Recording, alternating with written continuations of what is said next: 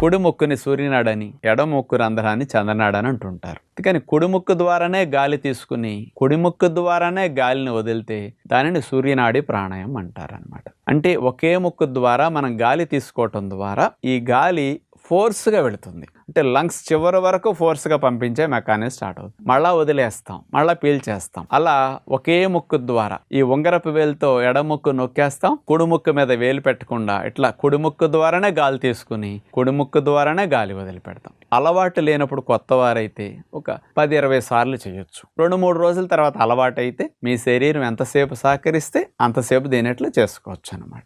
ఇట్లా సూర్యనాడి ప్రాణాయామం చేయగలిగినంతసేపు చేసిన తర్వాత మనం విశ్రాంతి ఒక 1 minute 2 minutes ఇచ్చి మళ్ళా బొటన వేలుతో కుడిముక్కు నొక్కేసి ఉంగరపు వేలు ఎడముక్కు మీద లేకుండా చేసేసి ఎడముక్కు ద్వారానే గాలి తీసుకుని ఎడముక్కు ద్వారానే గాలి వదులుతాం. ఇది చంద్రనాడి ప్రాణాయామం.